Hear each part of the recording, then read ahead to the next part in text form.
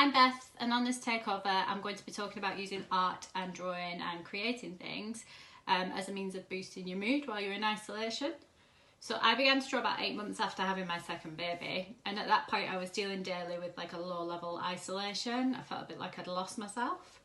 My husband was working away 3 days a week, I had 2 small children, and I felt very tied to the house. And I began to draw daily, just sometimes for like 5 minutes a day. And then I posted like my pictures anonymously on Instagram, and then after a while I began to draw bigger and better things, and I shared more and more.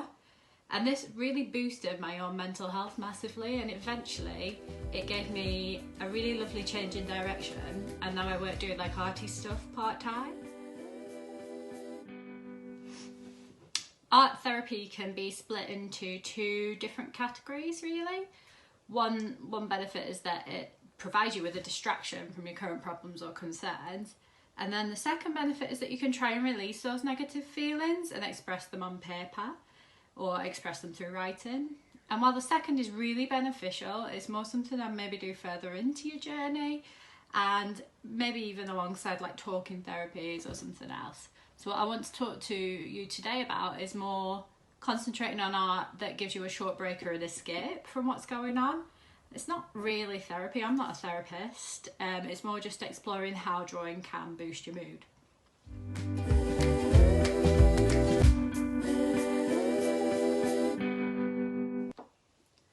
So what are the actual benefits of drawing? It provides a distraction from your everyday problems. So when you draw, you disconnect and you put your concentration into that rather than sort of concentrating on what's going wrong. It stops escalation. So if you have a problem without any kind of distraction, it will build and build and build and build. And finding a constructive way to put a stop in that building and to take a break can kind of reset you a little bit. Neurologically, drawing and writing and using a pencil is very good for you. It's like calming to the brain to do something that requires that kind of hand-eye coordination, and you get something physical at the end of it. So you end up with a drawing or with a piece of art or with a craft, and that's like an actual thing that you can hold, and it's a reminder of your productivity. And taking time like that is really good role modelling. So if you have children or partners or housemates, then you're providing a really good example. It shows how proactive you'll be in managing your own mental health and taking time to do something that you enjoy.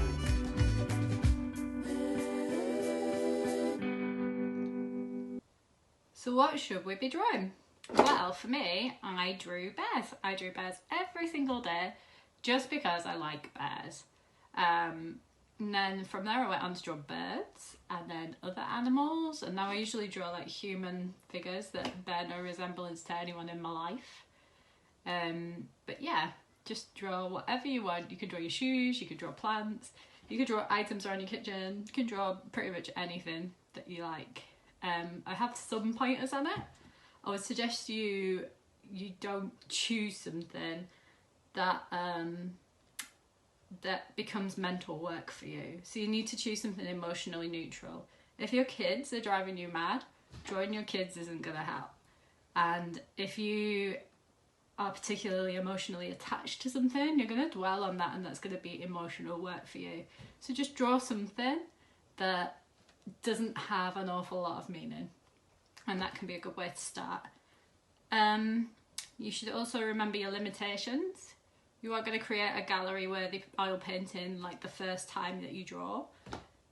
So start easy. You can draw whatever you like, but don't rule out things like colouring pages, line drawing templates. Free online calligraphy tutorials are great, because even though these things are creatively limiting and you might think it's a bit easy, they're the things that will teach you your tools, and they might be the things that get you going. And I do think they still have quite an important place.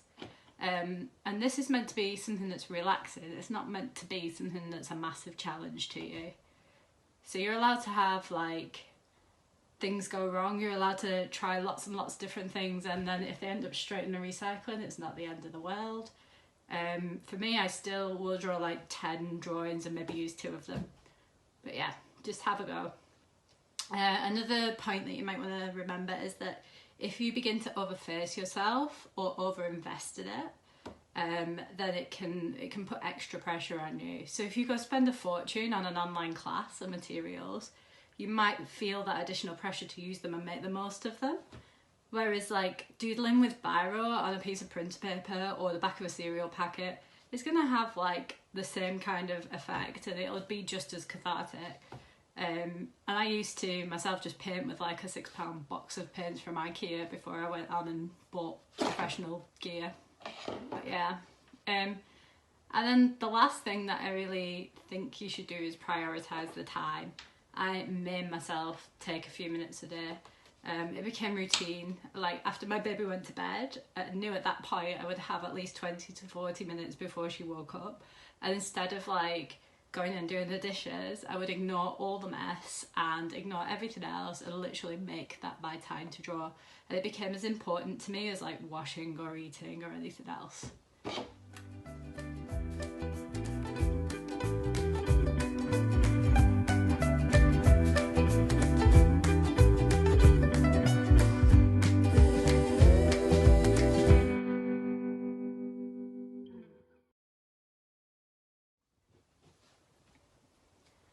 Another thing you might want to try is sharing your art, and for me this had so much value.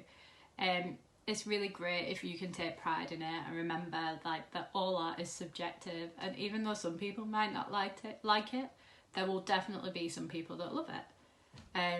You're not going to please everybody, but someone will find value in your art.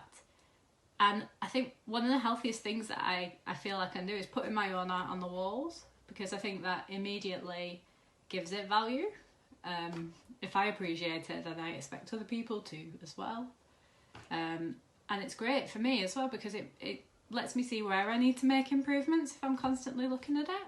But it's also a really good visual reminder that I can make things and that I am productive. I think especially when you have children, so much of your day is just like picking up after them and it gets undone all of the time. Just having like that reminder that you have made something that will last is quite important. And the other thing is like, it's important to remember that you might hear other people say, oh, I could have done that, or feel like anyone's really capable of making what you've made.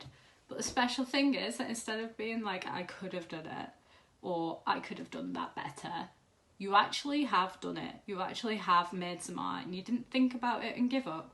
You actually did it. Whereas there's lots of people out there that would think, oh, I can do that, but never actually bother.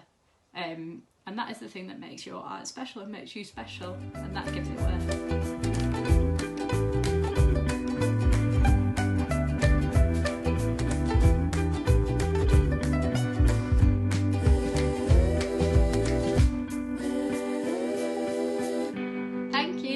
For listening to me today. I hope it's been helpful. Feel free to message me any questions, and yeah, please use the resources. Let me know how you get on. Thanks a lot. Bye.